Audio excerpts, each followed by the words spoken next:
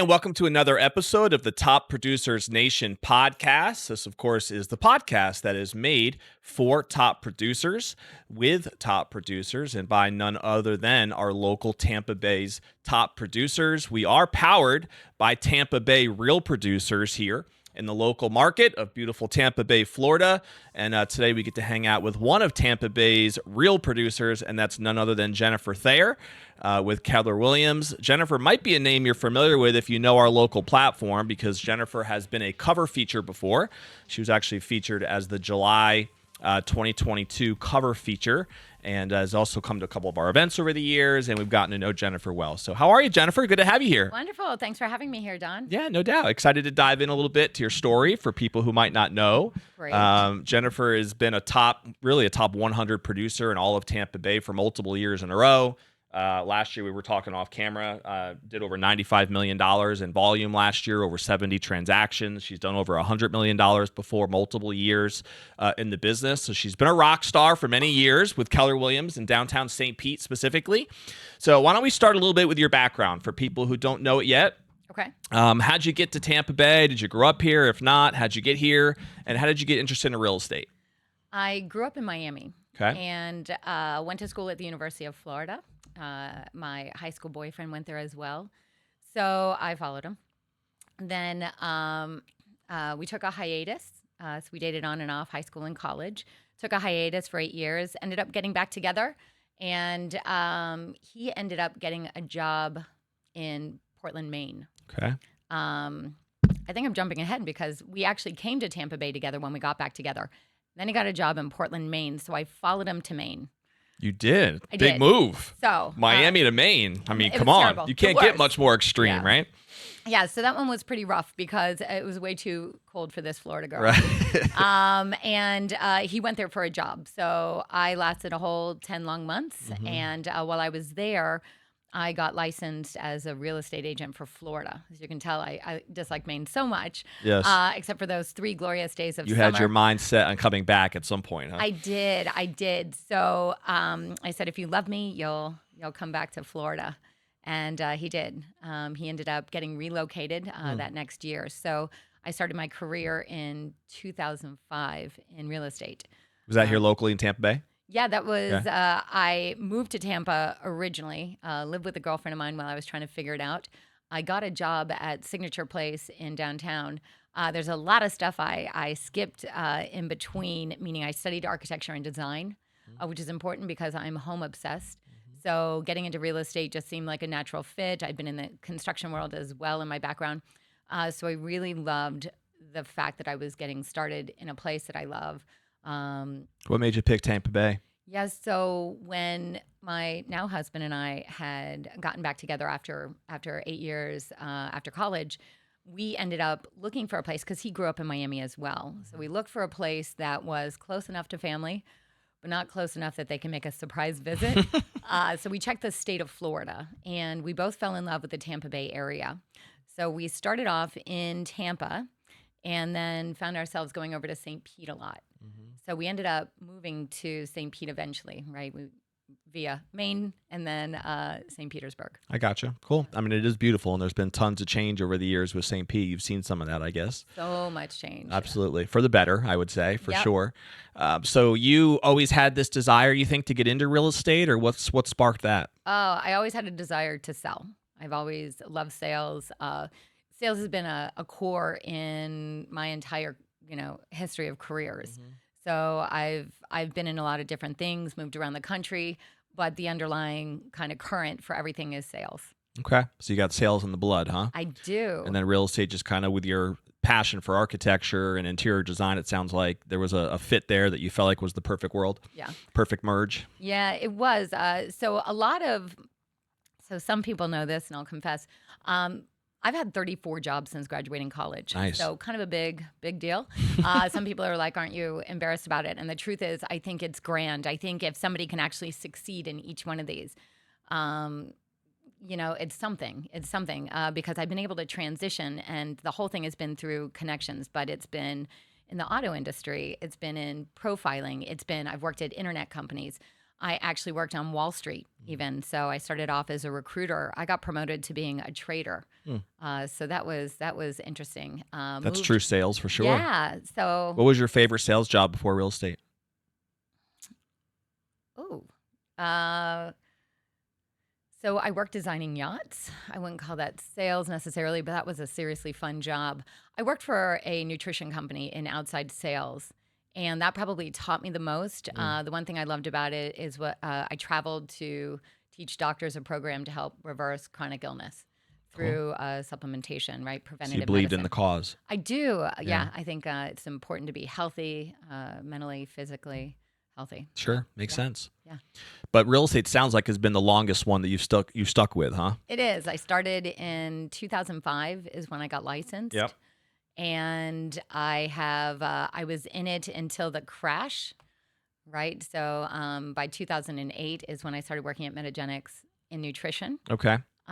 Quickly got promoted from being just an outside sales rep to being a national sales trainer, just by finding passion in one portion of that sales led me into a promotion.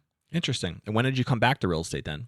So I was, oh gosh, it's a long story. I ended up, because I was traveling so much, I really wanted to be home more. We had just gotten married, so it was new. I'm married when I was 37.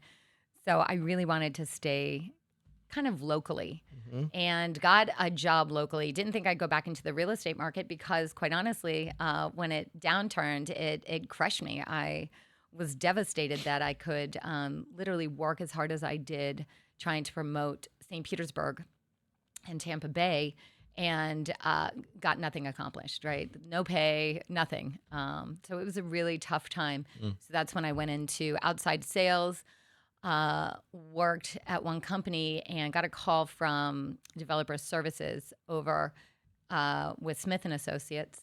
And they asked if I wanted to work at One St. Petersburg. And so that was your hook to get back in. that was, so I didn't take it initially. How did they know about you? Oh, because I worked, that's where I started my career, Oh, okay. was in condo sales. So Okay. when I got it, so I was living in Maine, and the job that I got was when I called a developer I knew in Tampa, and he recommended that I call Smith and Associates because they have this big project coming up. And that big project was Signature Place, which kicked off in 2005, completed by 2009. So that was a really tough sector of the market, Yeah. right? So those 4 years went from a very high to a very low within that period.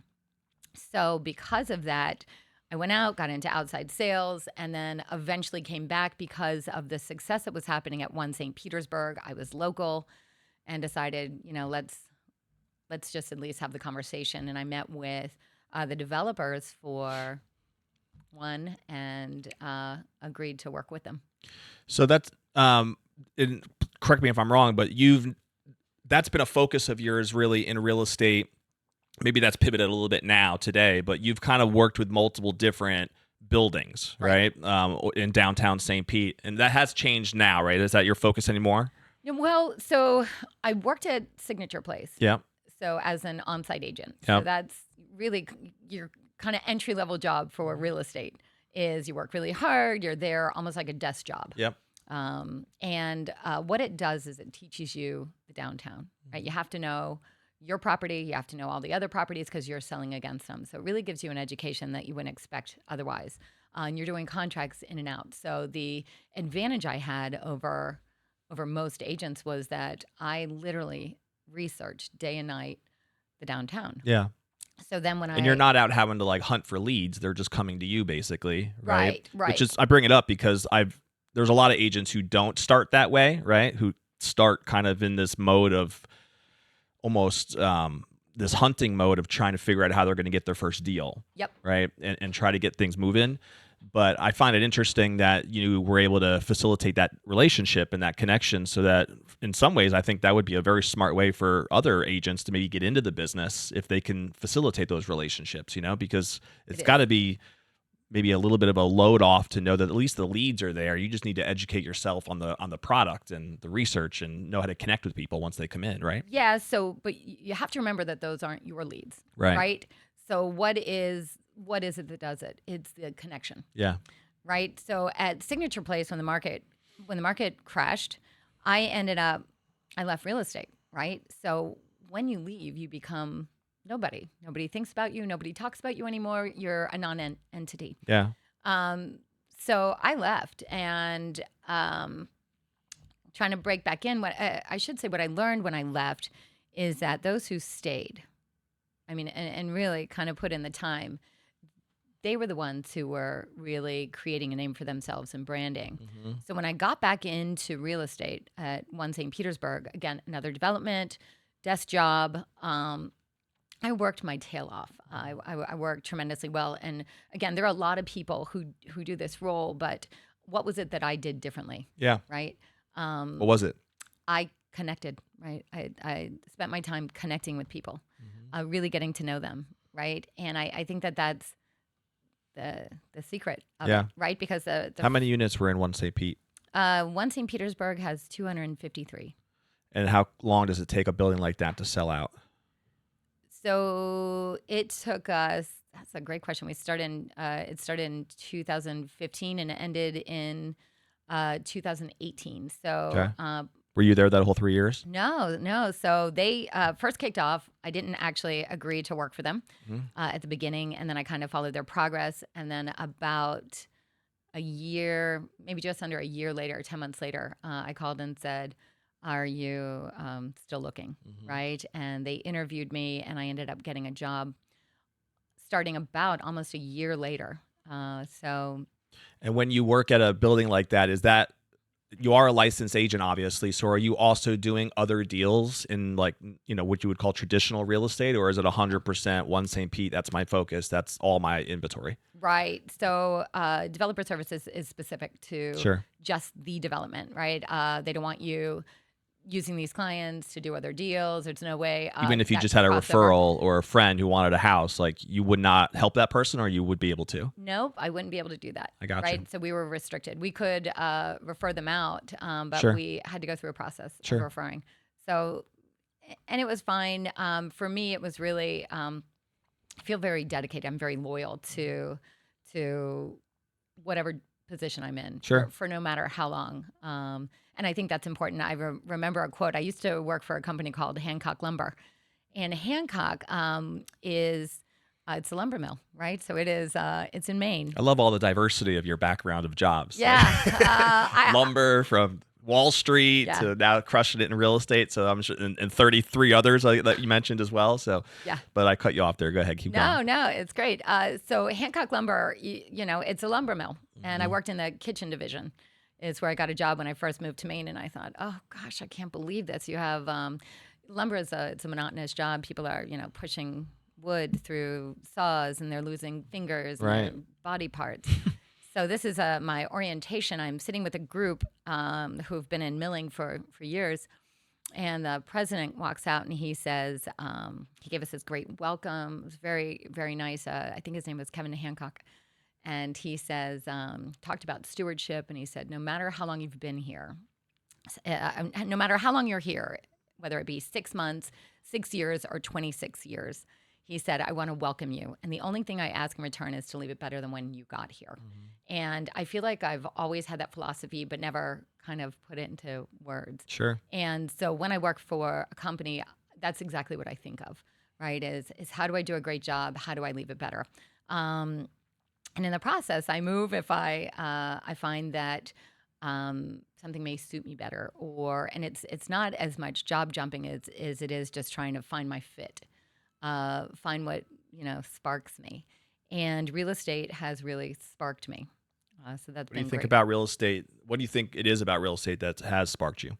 Ah, With all the backgrounds you've had, what's so Exciting. different about real estate? It's different every day, right? So I'm, ADD. So I think a lot of realtors can relate to that.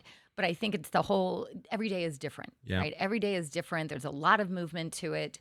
And there's an excitement every time the phone rings, right? There's that excitement if somebody wants to buy or sell, and how did you learn about me? And I'll put together a packet so that I can go over and talk to you about your property. Those are, for me, I get very excited about it. I get excited to learn about the person. I get excited to learn about the property. And also then I keep a pretty robust database to then try and make that connection. Yeah. Yeah. After One St. Pete, was there another building after that you were also represented? No. So Okay. I literally, after One St. Petersburg, I went right into the general market, and You that did. was at the end of 2018. Okay. So from 2018, I should say 2019 and on is when uh, my business took off, right? It was the relationships I made. It was, Through One St. Pete? yep, yep. I would say even with the downtown, I had done some fun little projects. One of them being a trolley tour in downtown. So I would commandeer the trolley with alcohol. I don't Great know. way If, to I don't know if it's legal, but be don't that get anyone in fun trouble. time gal downtown. Yeah. But as soon as people would get on, I was like the ambassador of downtown, Sure. and the trolley was. And it's such was a growing lure. market too because of the population growth in that particular area downtown. It Yeah. was like a perfect storm. Yep. And I couldn't have hit it better, right? I just felt like it was perfect. It's interesting. I was on Wall Street at a good time. Then I went to internet companies, right? So I worked in LA for internet companies, and I feel like I hit things at a good time, and then I transition. Right now, real estate to me it's got my heart, and I love what I do. I also love my team, right? I've got a really good group of women that work with me. Yeah, we're going to hit on that for sure. Okay. So in terms of the general market transition, going from One St. Pete, what was the biggest distinction there for you to go from?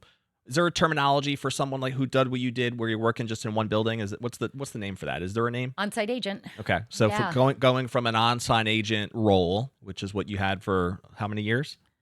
4 years. Okay. So from that transition to now general real estate where you can serve anybody, any community, any neighborhood, any type of property is what I'm hearing. What was the biggest, was there a challenge there that you had to kind of realize, obviously it's different. It's terrifying. So what was the distinctions for you? What was that experience like? It was, well, first, it's a whole new experience. You end up with sitting at a place, people are coming to you because they genuinely want to learn about the property. They, want to be in downtown. So they had a specific. So they were coming to you for what you had. Sure. It was the reverse, right? Now, all of a sudden, I'm a general agent, like everybody else. I was very scared about how this was going to work. I didn't know how I was going to start getting clients, right? I took a leap of faith. And at that time, I was also talking with, there was a woman who was the transaction coordinator over at Smith. And she does a tremendous job. So I ended up hiring her to work with me specifically. Yep. And we went over to Keller Williams, right, to really kind of start our team.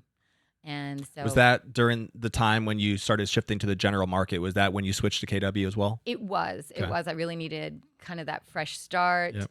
I wanted They also to, have some they're known for their training programs. I'm not sure if that played a role or not, but from a standpoint of being that it was a new opportunity for you, maybe they had some training things that also helped you in that transition. Is that true? yeah, so they have great training. I've never done any of it. So I come from a corporate background. So Right. I've got a lot of corporate lessons, and you get taught different things. So Sure. I've taken spin selling classes. Dale Carnegie, and the third one I took was Sandler Sales. And so with those, I kind of developed my own Style. style, which doesn't translate, because I remember I was asked to speak at a Keller Williams event. And I said, oh, yeah, I'd love to. This sounds great. And literally 2 days before I'm supposed to get out there, they started to say, well, we're going to talk to you about some of the systems with Keller Williams. And I said, I don't I'm do not that. familiar. Right. I said, we're going to have to shift gears. But I will tell you what I love about being at Keller Williams is that their platform allows you to have your own business, right? I'm not creating anybody else's brand except mine. Yeah. So you're not paying them a percentage. You have a cap. And so I was able to develop my own business, right? My own story, and I love that. Yeah. They have an exceptional broker. His name is Murray Williams, Okay. and so he's really He's the been. downtown St. Pete. No, he doesn't even live here. I Oh, barely get to see him, okay. but he is a phone call away, and he is my favorite You're resource. in the same office with like Becky McConnell and Denise Antonowicz, and yeah, we've done a Yeah, lot of features with people in that office. Monica Crawford, I believe. we have a great office, Yeah, right? So it's good to have those connections, right? absolutely. Yeah, and great agents. So now, have you found, Jennifer, that is there? I know obviously you still do a lot of your volume in downtown St. Pete, right, with the buildings and towers and stuff down there. Are there other communities and neighborhoods that you've developed a real niche for? Is there a certain area that you found a lot of that you serve really well? Yep. So all of Pinellas. I was downtown focused because I was on site for probably the first 2 years Yep. after that.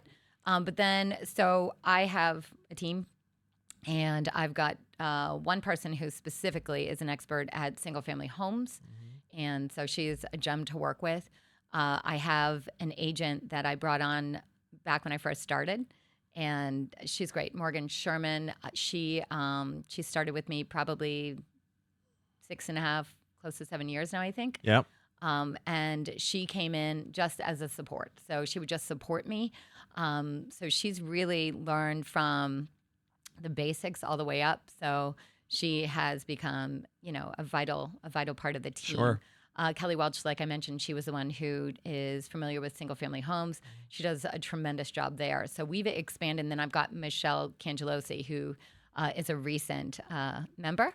And with that, we do, I would say, maybe 50-50 single family homes versus condominiums. Okay. Yeah. And it's all Pinellas County, basically. All Pinellas County. Nice. Okay. So that's definitely a broader scope than what you had started with, or when I thought of you. And obviously, when we featured you, it was back in 2022. So yeah, you were already doing general real estate, I guess, at that point. But for whatever reason, I still always kind of pictured you as that downtown expert, right? That downtown specialist. But your scope has been broader than that for a while. So it's broadened, except my personal scope. That's where I do everything, right? Is it? Personally, yeah. Yeah. So if I'm gonna, So you're still doing mostly self production, even with a team, correct? I am. Yeah. I am. So we'll kind of divvy it up. We work as a team. Right now, there's only 4 of us technically, and then JJ is our COO. It's Jennifer Jones. She's tremendous. She's kind of the backbone of everything. Does all the behind the scenes, and with this small team, I think we have just over 40 listings right now. So we are doing very Crushing well. it. So yeah, so we're trying to come up with new inventive ways of marketing, how to bring buyers in. So we're trying to kind of continue to evolve with the market. Yeah, for sure. What is your focus at all shifted now that you are working with a team?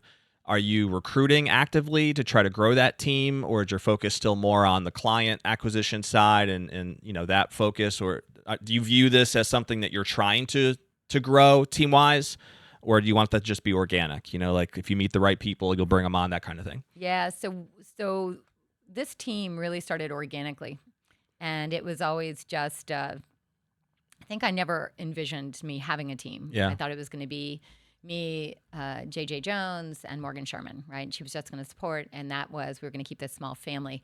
And then the business really started to grow. Kelly was available.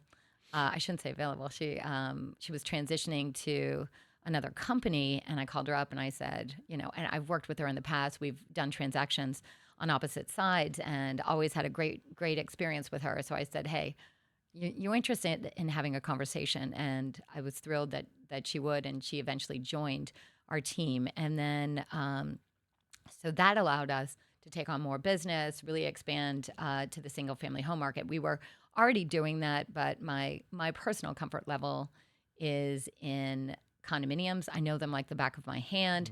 I know single family homes, and I think it's. Are those condos all over Pinellas County, or just downtown mostly? So it's all over. It yeah. is. So Okay. we'll do them all over. Okay. Downtown seems to be a major target. I live in downtown. Sure. Right. So it's easy. Sure. I bump into people. I have a magazine that I do. I also advertise heavily in downtown. So that's a great way to make connections. What are some of your favorite ways to advertise downtown? How do you get the brand out there now? Uh, so St. Pete Life magazine, Okay. I Sure. advertise there. Yep. Yep. And then I just market to the buildings. Okay. Yeah. Makes sense. So over the years, are there specific strategies that you feel like have worked for you to get a consistent flow of clients coming in? Because you guys do big numbers. There's heavy volume there. I'm assuming there's a good chunk of that that's referral based, off of just providing great customer service. Is that still where most of your business is coming from, or do you find that you have other vehicles that are working for you guys? Yeah. So about 90% is referral based Okay. still. I mean, we only, again, this team happened organically. We just grew. So Michelle's been with me maybe 5 months, 6 months, and so that's been a great addition. But I don't know if there's anything more than I just make connections, right? I literally will talk to everybody I meet with or see on the streets. I haven't been really advertising. We only just kicked off our website, so jenniferthayergroup.com, because we only just became a group. I literally had to change all the marketing. I'm in the process of redoing my business cards. You are now a group. We are now a group. We had to figure that out too, so that took some effort. There we go. But only a few weeks ago did I get a website because it was all word of mouth. Yeah. What is there a particular type of client that you find that you guys serve really well, or that you have specialized in any way? Is it just kind of more general public, or what's worked for you? General public. It is. Okay. So Yeah. no matter what the needs might be, that's where the consultant side comes in, right? It is. Yeah. I think the hardest part is saying no to somebody. They find out you're doing great business. They want to work with you. So it's hard to say no when it may not be in the right area. I might have to drive 45 minutes away. One of the things we do that I think is important is we don't put lock boxes on our homes, right? I know a lot of people do because they want to be able to continue to manage more properties and get them, get more business that way. And I have always been under the feeling or belief that you have to give people your best, and you can't give them your best if somebody else can just walk in and give the presentation for you. Yeah, that's interesting. I wonder how common that is, because I don't think most agents do that, do they? No, Yeah. I get a lot of pushback when I tell people that's Yeah, I'm sure. that's kind of the sauce for me, the secret sauce. There you go. You just Is spilled Be it. present. Yeah. You really need to be, because how are you going to learn what these buyers are looking for? And if you find out they're looking for something that maybe the agent didn't notice as part of this house or could be part of this house, you can explain it. Maybe they have a comment about something, or they don't know that something is going to either be improved or has been improved. Those are the things you need to point out. So Yeah. I think it's important that people really get to know the house, get to know the neighborhood. So there's a lot of discussion that really should take place in a home. And if an agent is working with a buyer, you have to consider that they're probably showing 10, 20, 30 homes over the course of the time they're working at them. I can guarantee you they don't know the home. Yeah. So who should know the home? That would be the listing agent. The listing agent, Right. right? So if you're the listing agent, you better know your stuff. Yeah. Yeah. No, it's a great point. Do you work a lot with buyers still as well? Of course. Right. So it's pretty balanced for you? It is. Yeah. Very cool. I appreciate you sharing that, because that's definitely a unique tip that I don't think a lot of people think about, or maybe they don't have the patience to do or want to see through, but I can see the value in it for sure. It makes a lot of sense. What is there any exciting things that you get fired up about for the rest of this year moving forward, whether that maybe projects in St. Pete or other areas, or just where does your vision take you now about something that kind of gets you excited? Right now, I'm really just focusing on the team, getting our team more structured, making sure that we are kind of keeping up with everything, right? Moving with the times, looking at some things in AI. So that part's exciting, because there's a lot out there with Yeah. that. That's ever evolving. It is, and I'm doing a little more speaking. It's one of the Look reasons at why you. I came here. Look at you. Yeah. All this hard work's paying off. I mean, It look at you crushing a podcast. And what are you speaking at next? Mahaffey Theater. Yeah. The Hometown Titans are putting on an event at the Mahaffey Theater April 10th. So I'm plugging this. There for we me. go. I was totally waiting for Yeah. 10x, the big stage. It's coming. It's It coming. is. Yeah. It is. And it's. So you're speaking at that event? I am. Nice. What are you talking about yet? Do you know? I think they want to know what the secret sauce is. Everyone does.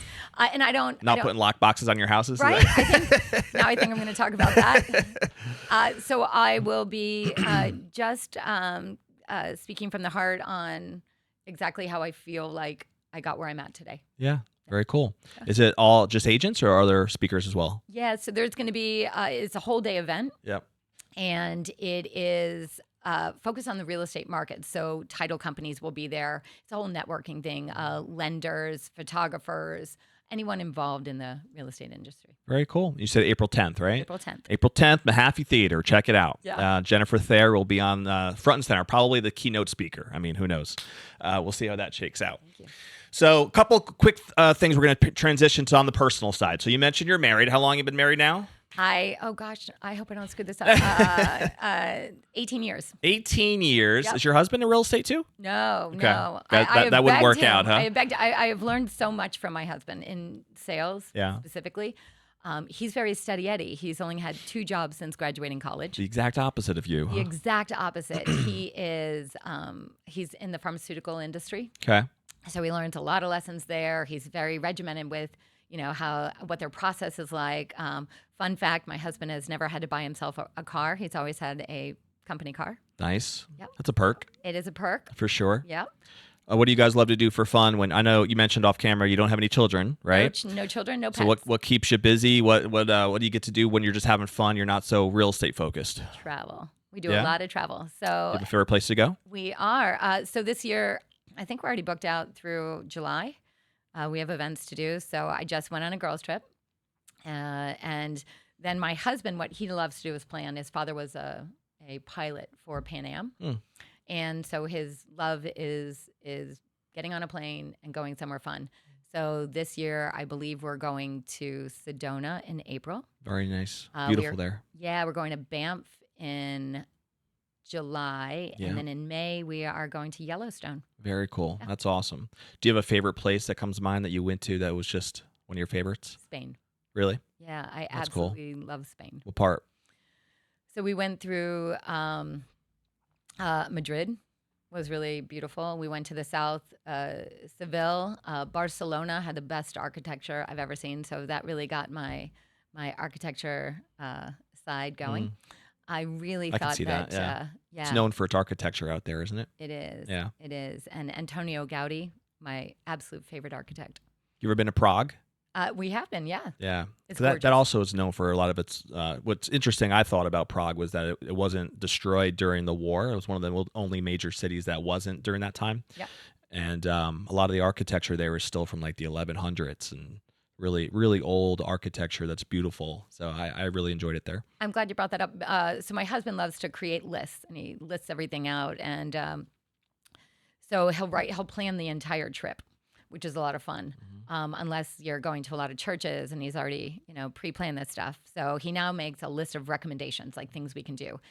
And because I got overwhelmed with going to a lot of stuff. And so now he says, okay, what are these? Here's a list of recommendations. And we were in Prague, and I really wanted to learn about the architecture. And he looked at his list, and he has nothing about it. And he said, I'll get that. And Yeah. so there we are sitting in Prague, and he called a tour company, and they sent a guy over immediately who gave us the architecture tour. And in Prague, because it has such rich history, he brought us through, and he showed the different layers when you walk into a home, because not everyone could afford to fix up their place. So instead, they just smack on a facade to keep up with the Joneses. So everything looked rich, and you'd get inside, and you can see the different elements or the different facades on there, which I loved. Yeah, it was a really neat city. I enjoyed it there too. I was there for about 10 days. This was years ago though, but I'd like to check it out again sometime. It'd be fun to go back. Okay, a couple of rapid fire questions as we start to wrap up here our episodes. Yeah, I told you it would go fast. Right? Good. Do you have a favorite book or author, seminar you ever attended that you feel like has made an impact on you, personally or professionally? So I started going to seminars very young. So back in the Zig Ziglar days, right? Gotta Totally love loved him. He's it. the I OG of sales. Yeah, I loved getting excited about sales. So I started with that. But favorite books, I would probably have to say The Speed of Trust was a fantastic book. Yeah. And that was Stephen Covey, I believe. And then that would be one. It's about connection, right? Relationship building. Yeah.